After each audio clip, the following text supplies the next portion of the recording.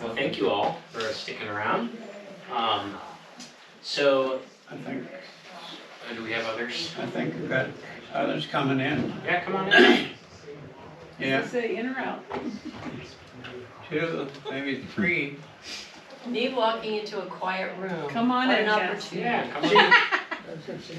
Have a seat. Chief told him to get in here. That's okay. We saved you a seat. So, Thank you. next Sunday is Palm Sunday, and we wanted to talk about the importance of Holy Week and a little bit about why you might want to come, but also sort of the some of the underlying patterns. I think it's probably a good word that are not necessarily explained in the prayer book or in the service leaflet or in the service itself, so it is really helpful to kind of pause and think about them a little bit ahead of time. So I kind of written, kind of trying to be comprehensive here, but we'll talk a little bit about this, but this is really the important stuff here. And what I'm going to tell you is that a much better presentation of this will be in the newsletter. Katie wrote this really excellent reflection about, really it's more, sorry Katie, am I in trouble? No, Turning it's around. fine. About this in a much more personal level. Yeah, I just want to say, we were talking about Holy Week, and I made some comments. He says, hey, you know what, just write that up a little bit, give me something to think about. I'm like, okay, great. Next thing I turned around and he goes, yeah, this would be great for the newsletter. I'm gonna watch your. That's the last time!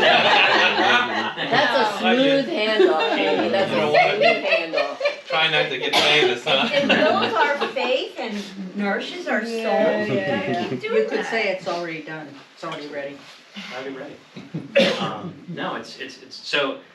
I mean, one of the things that Katie talks about, and this is the prayer book kind of recognizes life. Life is busy, and so starting with the 1979 prayer book, Palm Sunday includes also the Passion reading, and so as Katie calls it, it's the cliff notes of all of Holy Week. Is happening on Palm Sunday because we get the celebration of the palms, we get the procession into Jerusalem.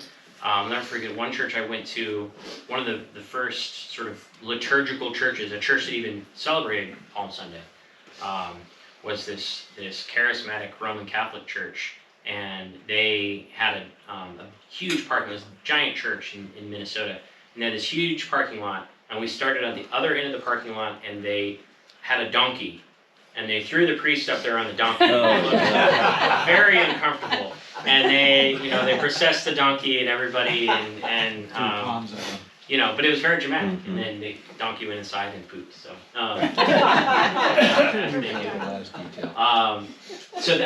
so we get that, but then we go right into on Palm Sunday. We go right into the Passion reading.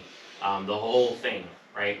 And it's beautiful and it's moving, and you feel the movement from joy, Hosanna, blessed is he who comes in the name of the Lord, which is a psalm, and right into crucify him. So you feel this the whole arc of the story, but it also feels a little jolting, and it feels a little bit almost rushed, right? And you're not meant to just come on Palm Sunday and Easter, but I get, if you have to, but you won't get as much out of it, and that's actually a big part of Katie's point. Okay, so a couple of these are sort of minor, and you might even call them optional parts of Holy Week. Not to say unimportant, but optional. The Chrism Mass, which is at the cathedral, and it's the bishop's service. A couple of things happen. The bishop blesses all the oil that all the churches use, and chrism is the what we call the oil that we anoint people at baptism. And that's, traditionally, if the bishop is around, that's kind of the bishop's thing. But since the bishop usually isn't around, he anoints this oil, and the oil kind of represents that connection and that continuity across not just our diocese, but across all of Christian tradition. This chrism.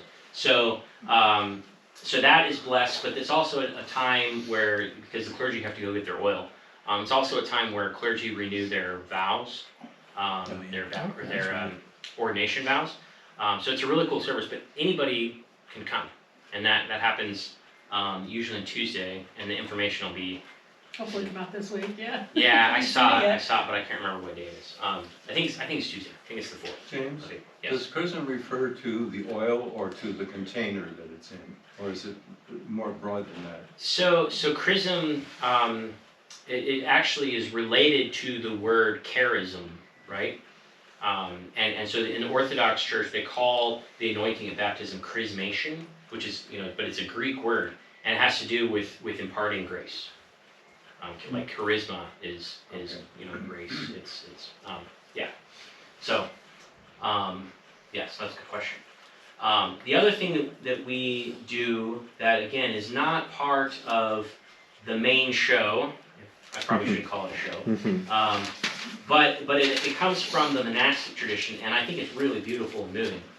It's called tenebrae, which tenebrae is Latin for shadows, and it's actually two. The monks, and we did a thing one Lent about Benedicts or Benedictine spirituality, and a big part of it is praying. Monks pray 8 times a day, right? Or actually 7 times a day, and once in the middle of the night. And so that night service, or sometimes it's spelled with 1 T. I think it's supposed to be spelled with 1 T.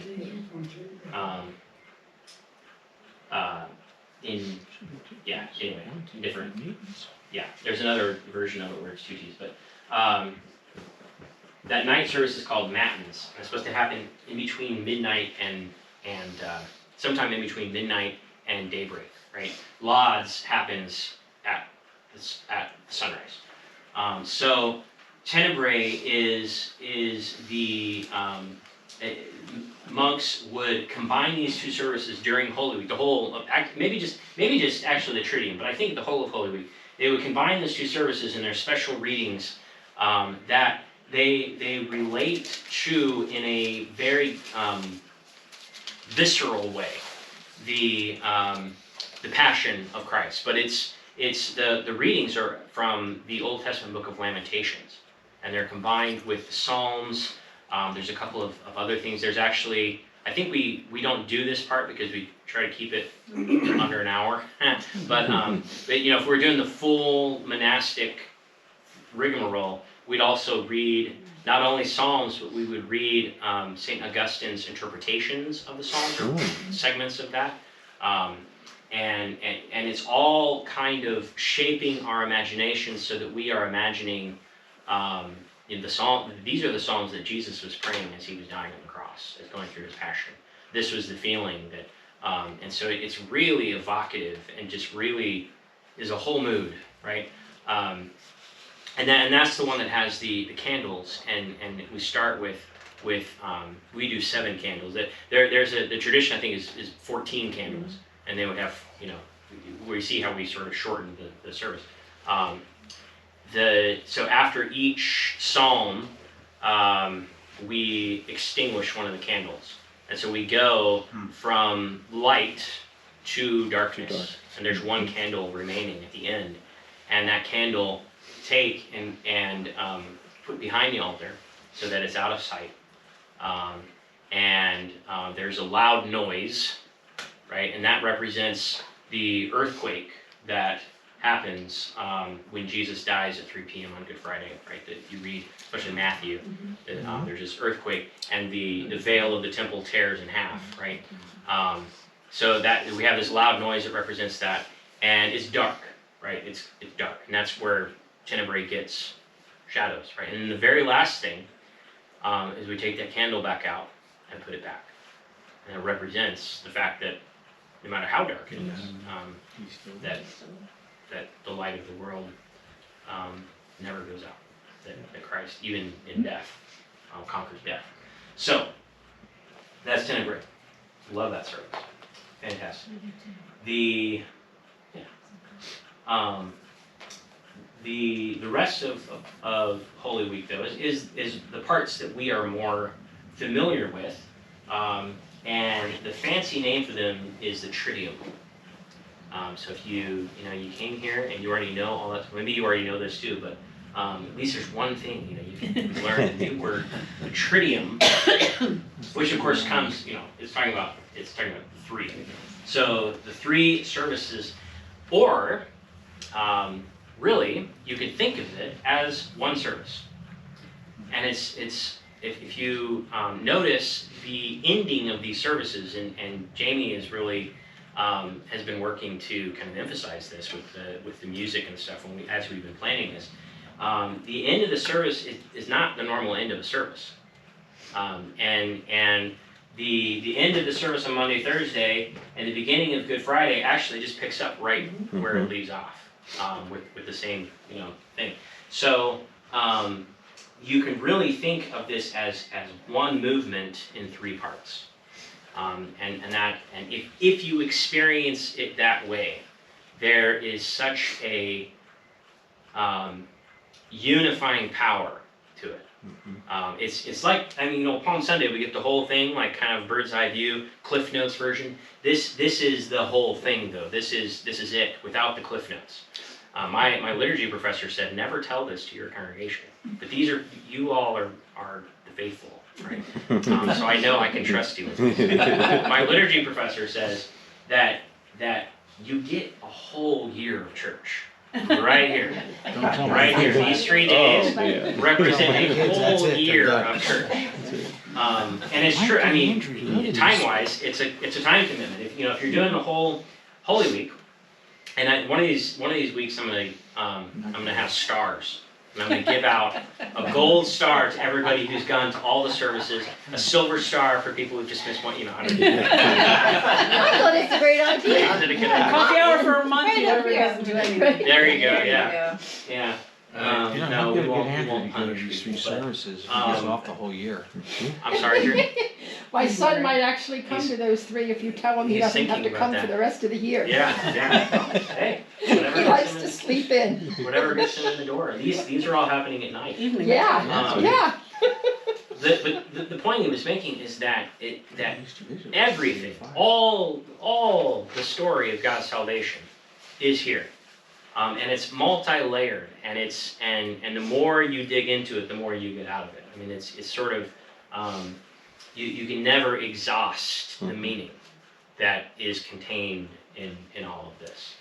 Tenebrae is actually kind of like a commentary on this, right? So Tenebrae represents like an interpretation or a meditation on all the stuff that's happening in the Triduum.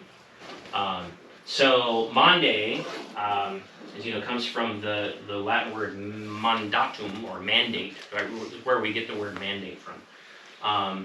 And it's about that new commandment, right?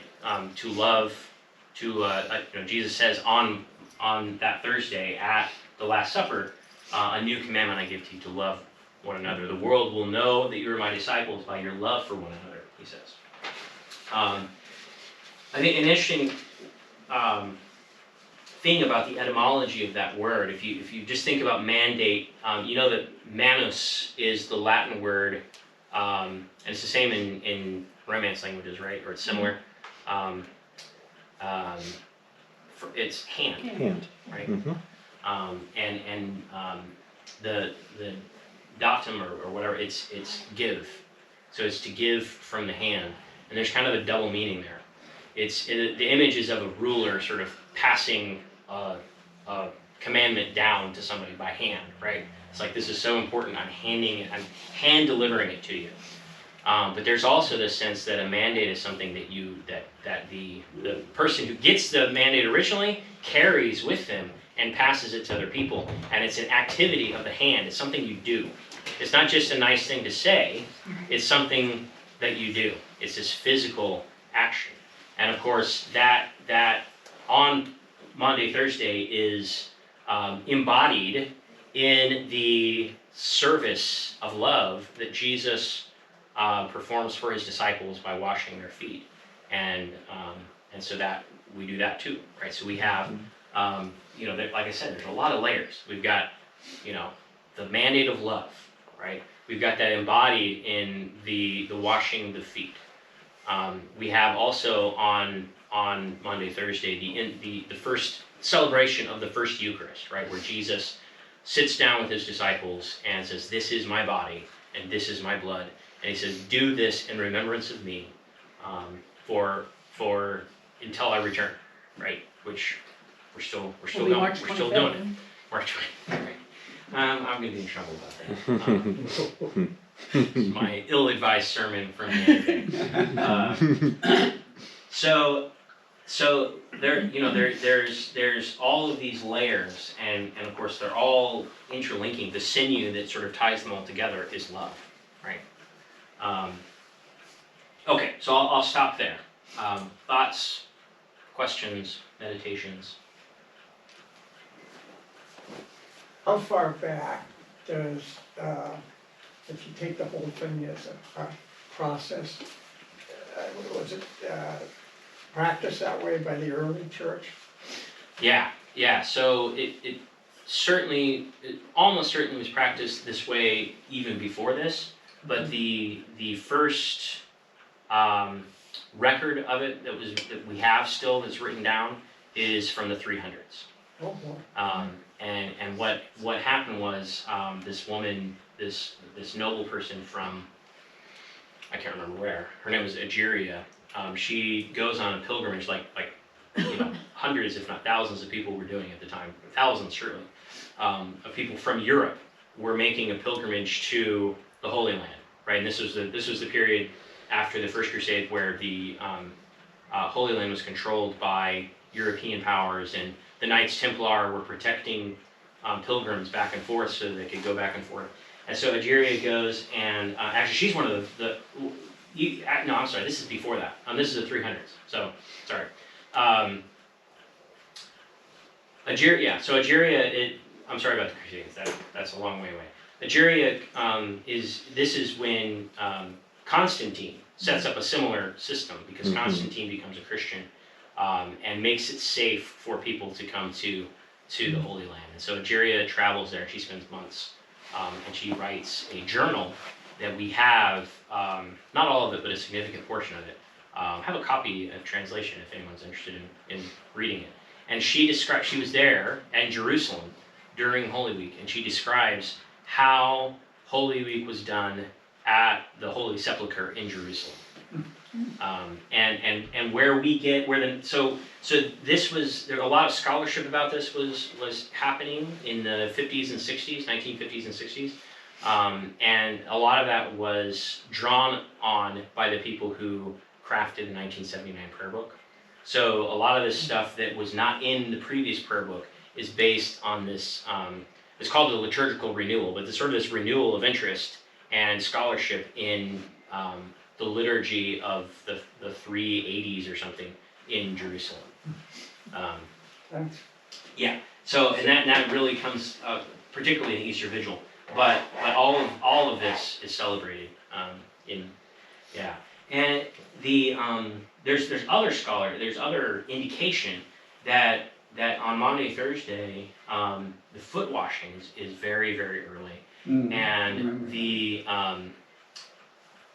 there's almost a sense in some early Christian communities that the foot washing is on level with other sacraments. The foot washing is kind of a sacramental activity for some early Christians, and even some contemporary Christians. The foot washing takes on this kind of sacramental thing.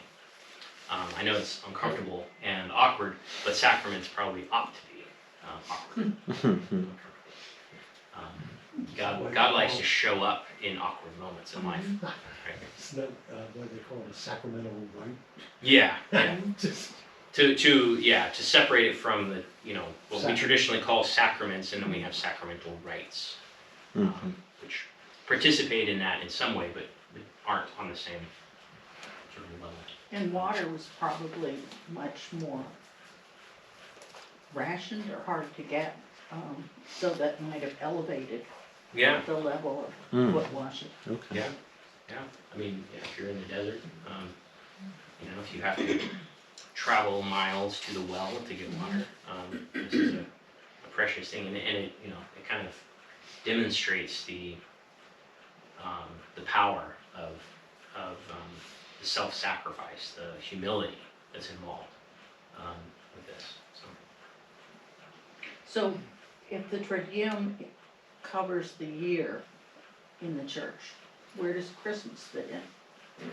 So the idea is that it has the whole arc of God's salvation history. So you know, you could argue, and we don't always do all the readings, and sometimes we change them out. But if we did all, was it 9 readings for the Easter Vigil? We'd get some of that. Some of, you know, but But even the ones we do cover Yeah. pretty well. I mean, it starts with Yeah. creation, it goes to the flood, it, you know, does Ezekiel again, which we had this morning. Right. You know, it kind of walks us through the whole. The prophecies Right. in Isaiah about the coming of the Messiah. So They it's cover the it's whole. there. Red Sea, They cover the whole lineage of Jesus from David through. I don't think we actually. Or did was that Christmas? We did That's that. Christmas, baby. Sorry. Yeah. Okay. It's okay. And then you know, the incarnation is always in our Eucharistic prayers. It's in our it's in the Exalted.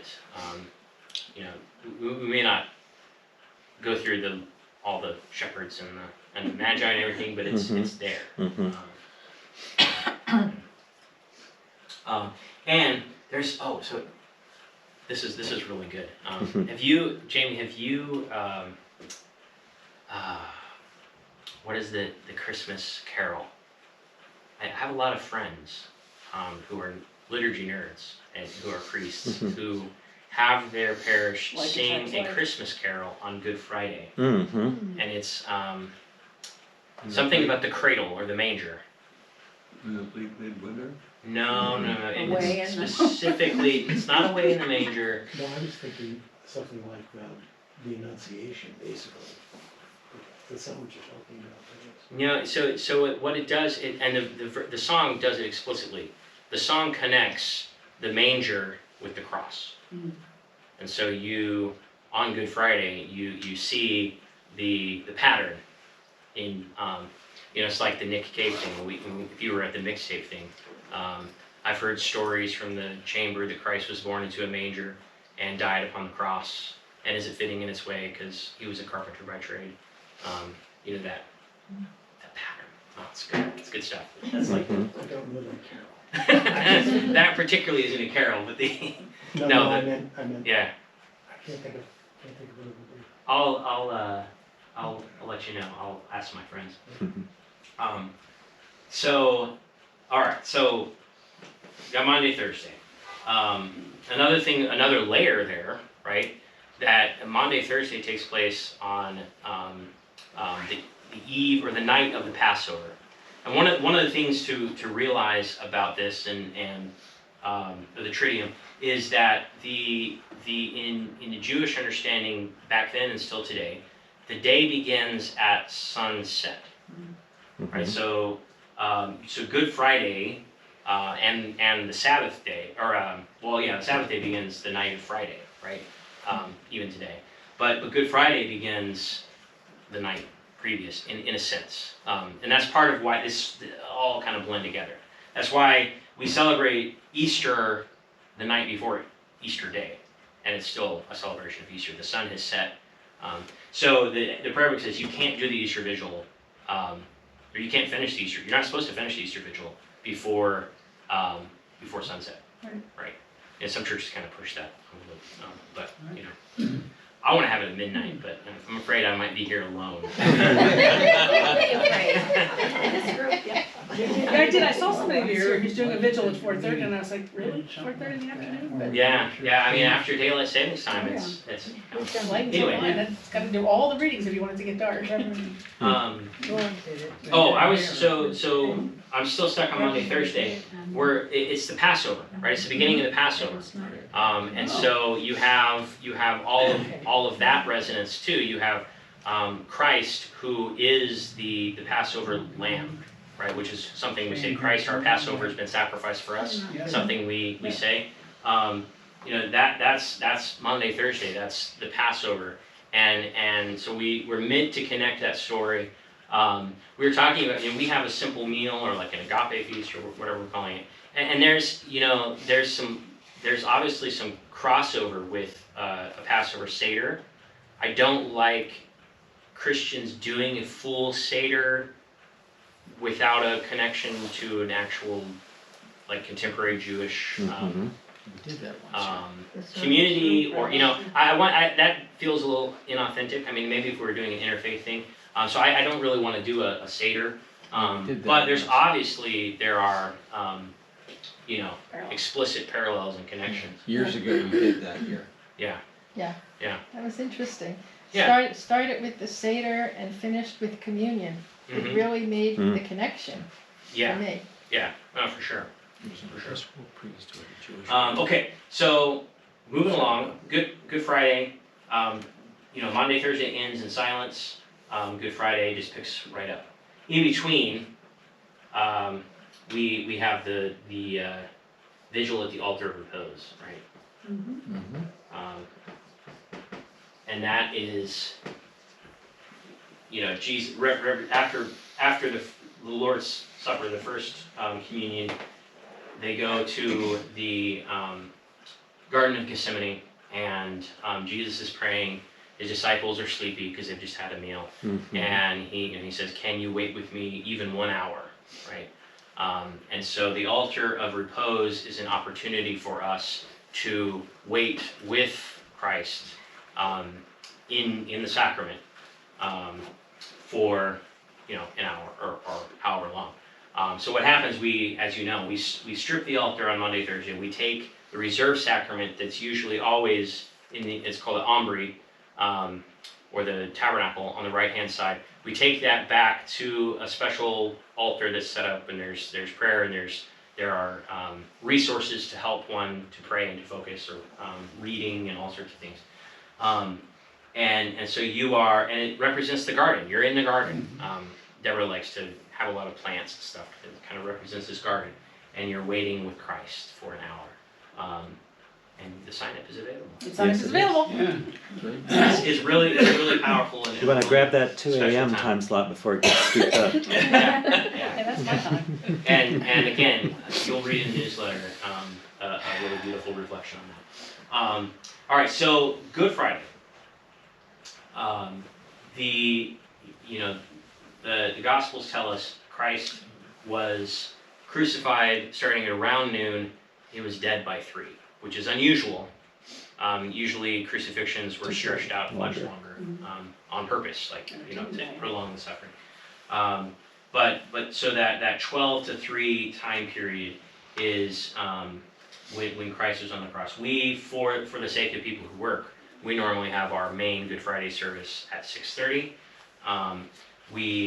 This year we're doing Stations of the Cross at noon. One of these days I'm going to do a 7 last words of Christ, or You keep saying that, old Dave. Every year I tradition get here, of- you've been saying it. and we would be here from 12. Okay, I would be here from 12 to 3. No one else. No one else, huh? I don't know. I mean, No. you can. I'd be here. Okay, good. Yeah, but that if nothing else, from 12 to 3, there is sort of an awareness of 2,000 years ago what was going on at that point. Good Friday is one of the 2 days of the year that the prayer book asks Episcopalians to fast. Did you know that? There's only 2 that are mandated, if you will. What's the other one? Ash Wednesday. Oh, right. Yeah. So, as I said, the service picks up where Monday, Thursday leaves off. There's no communion prayer. We do communion from the reserved sacrament because we have that altar of repose. But we don't say the Eucharistic prayer together. Again, these layers. There are solemn collects that we pray. So the service feels very different, right? It's not, it's a very unique to the other services in the prayer book. We do what we call the veneration of the cross, where there's a cross that we bring out and we set down, and it's just a focal point to help us meditate. I think that's really what the Good Friday service is meant to bring us to a place of meditation on what Christ has done for us. It's not meant to make us feel bad. It's not meant to, I sometimes I am overwhelmed by emotion. I know that many of you are, you have this emotion, and that's beautiful and wonderful. But we are invited to sort of quietly meditate on what Christ has done for us. And I find that cross and everything else is very stark and bare. We've stripped all of the fancy things off. I don't wear any fancy, clothes or vestments. And so there's just this focal point on the stark, bare fact of the cross that I find really powerful. Thoughts? No thoughts, but my AI-assisted searching suggests this hymn is "What Child Is This?" Yeah, that's what it is. Is it? Mm-hmm. I didn't hear you, John. "What Child Is This?" was the hymn that we were talking about earlier. Yeah. Some churches sing that on Good Friday. When I was a kid, my parents would make us be quiet between 12 and 3 on Me Good too. Friday, but I honestly think it was more because there were 6 of us and they just And you wanted were to be quiet. 3 hours of Yeah. quiet. It still instilled the habit, but, Mhm. but I really think it was just, That's Manifestations of the cross. beautiful. Nice idea. Some places used to give about a day of work off, Yeah. but Yeah. that's less so now, I think. I can Yeah. remember Or you pick businesses- between Yom Kippur or, Mm. I can remember businesses shutting down between 12 and 3 Yeah. that too. when I was a kid. In my high school, if you were going to church, you were excused from school. Do that here. It's a great time to do fishing. Cause I can remember coming in, it was midnight and staying. yeah, we did have a whole service one time, yeah. Yeah. And Laura Marion has, Conference, Good Friday, they have spring break on Holy Week, Mm-hmm. which is is an accommodation to the Christian holiday, and then they have Yom Kippur and other Jewish holidays off.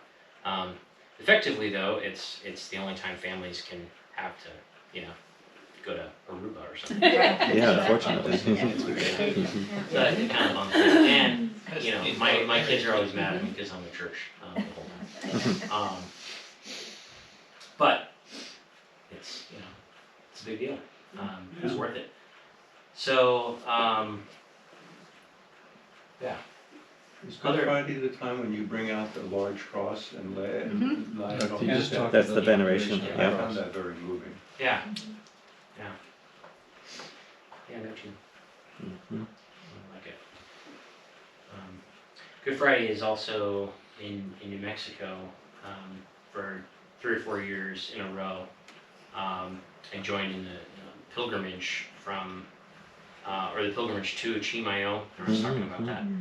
It's really big. I mean, Chimayo, every other time of the year, is a sleepy little village of a few hundred, maybe 1,000 people. But on Good Friday, literally 100,000 people make this pilgrimage. 80,000, 80,000 people make this pilgrimage, and I mean it's really an incredible experience.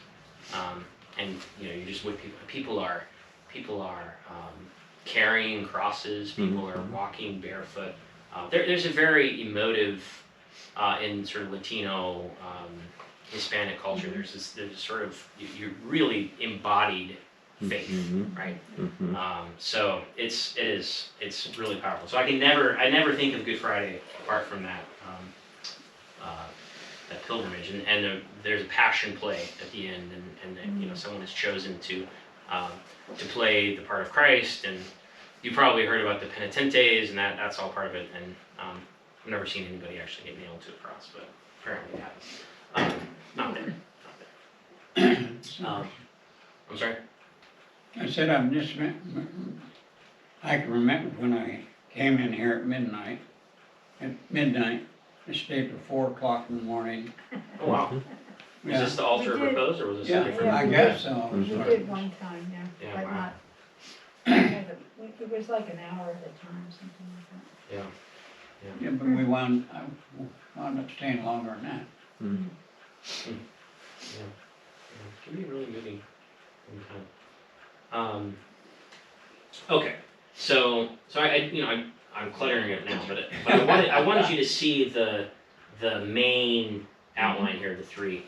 We have these little other inclusions here. So there is a Holy Saturday liturgy. Saturday. I said liturgy and I was trying to write Saturday. So the Holy Saturday liturgy is kind of neat. It's based on morning prayer in the prayer book, and it's very simple, very quiet, no music, just a couple of readings, but it gives emphasis to this period of waiting, this period, really sitting with Christ in the tomb, dead as a doornail, right? Absolutely 100% dead. And there is, Holy Saturday during the day, the church is quiet. The church has nothing else to say, really. We said it on Good Friday, there's remember it's the Sabbath day, right? And it's God is at rest. God is dead. So there's like this really stark, beautiful. I mean, it's just a moment to pause and really soak that in for a second. And it's easy to just jump right to preparation, especially for me, to preparation for Easter. And I know you're playing Easter hymns this morning because you have to get ready. Practice, right? I was doing Pentecost. There's this opportunity to pause and breathe that I really enjoy on the morning of Holy Saturday. And then, of course, Easter Vigil is the best service. Yes, it is. And like I said, it is directly based on the way that Christians still worship in the Holy Sepulchre on Easter, the night of Easter. This woman from the 4th century was talking about that was the main time for baptisms. And there's this whole thing that would happen there. And so for our service, I'm jumping ahead a little bit, but for our service, we include, if we have a baptism, that'd be great. If you know anybody who wants to get baptized. I'm always asking people, but parents with babies don't necessarily want to do Thursday, Saturday, you know. yeah. Get baptized at 9 I o'clock know at someone night. who's Roman Catholic in the neighborhood, and their kid got baptized. She's older, she's 9, but she got baptized last Easter Vigil, and then they were talking about their Easter plans this year. And this little girl was like, "Mommy, I don't want to go to church on Saturday night." It was like 3 hours long. Ours will not be quite that long. No, but it's not supposed to rain this year. That's good. I know. That's good. But Bonfires outside. the centerpiece, though, Mhm. the hinge around which everything moves is for us is going to be a renewal of baptismal vows, right? That is really important to this movement. And it happens in the middle of the service. So we have this period of darkness, right? We enter relatively dark. We have the first fire of Easter, right? That represents the light of Christ. There's this beautiful Eastern Orthodox tradition where and this all blends together, and they're doing it all night long. But there's this moment deep in the darkness of Saturday night, where somebody who's representing Christ is pounding on the door, and there's a candle, and usually it's oftentimes a bishop, and the bishop is pounding on the door with his staff, and that's Christ knocking down the gates of hell. That's what we're doing there. And the doors burst open and everyone comes in, but we're not going in. We're going out. We're leading the procession. That candle is leading the procession out of hell, and we're going. And so then we sit and we hear that whole story again. There's this passage in 1 Peter about Christ going to hell and preaching to the souls in hell. That's what we're doing in this liturgy. And Christ is starting from the beginning. Genesis. God created humans. Humans sinned. And we go through the whole thing. Valley of dry bones again. And then we get to the renewal of baptismal vows. And baptism is about entering into the death of Christ and coming out on the other side, right? Paul in Romans talks about the waters of baptism being death. You die to the old self. When you go into the waters of baptism, you are resurrected to new life when you come out, right?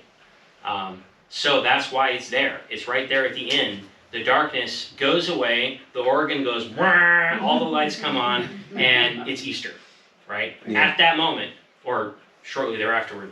And that represents that movement from death to life.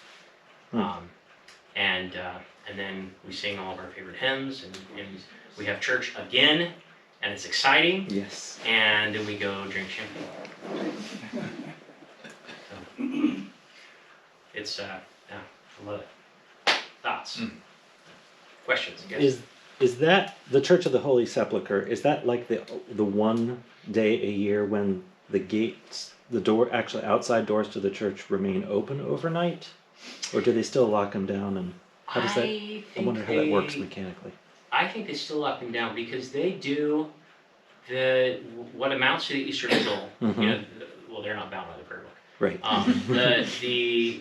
The 5 different Christian denominations that control that space, they do a joint service, the only joint service, and I think it's in the afternoon. Oh, okay. I think they do it like around 5 or 6, and what happens is the patriarch of Jerusalem is stripped of all of his vestments, and they actually have a policeman who like pats him down to make sure he didn't have a lighter. And he goes into, there's a little church within a church in the Holy Sepulchre called the Aedicule. Right. And he goes in there and they seal the door, they put like wax on it, and he's in there, and it varies from year to year. Sometimes he's in there for hours. And people are singing and kind of milling about, and it's a very weird vibe, because you can watch the whole thing live stream on YouTube. It's crazy. But sometimes you'll be sitting there, because I've done it, and the 7-hour time difference. Sometimes you're sitting there for forever waiting for it to happen. Eventually, the fire of Easter descends, and the patriarch comes out with candles, fire, and then you have to see it. People are the fire is spread around. Everyone's got candles, like not a candle, like bunches of candles. And the fire spreads out into the Church of the Holy Sepulchre. People are running outside. People are lighting candles. They are screaming. They're singing. They're dancing. It's insane. And that first fire of Easter, is spread all over the world. People like run, get in a Jeep, drive to the airport, and fly it to Greece. Like within hours, they've taken the holy fire to Greece, and it just goes all throughout the world. It's really exciting. And that happens in the afternoon in Jerusalem. Okay. Yeah. I'm sorry? Are we doing that? Yeah, so I'm apparently quite infamous for my fire starting skills on Easter. I almost lit my cope on fire one time. Oh, good. Yeah. But yeah. And this year, Spreading the fire in the congregation. Yep. So we start outside at the fire bowl. This year I'm going to try to use flint and steel. Flint, yeah. Because it's a little something cooler about than just using a lighter. And so we'll start the fire. We'll light the Paschal candle, and then everyone will light their candle from the Paschal candle, and we'll go in. Yeah.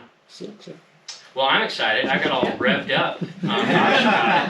So I hope to see you all there. I think I've told you, James, I don't know, I've talked to other people.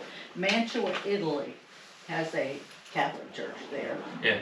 That has within the body of the church this large hole down in the ground that you can see. And the story is that Mantua is on a trade route, so that makes the story more logical. that one of the soldiers at the crucifixion, when Jesus died, had a conversion and believed, yes, indeed, this was, Yeah. it was Jesus. And he dug up some of the earth that was under the cross that had contained his bodily fluids and fled to Mantua.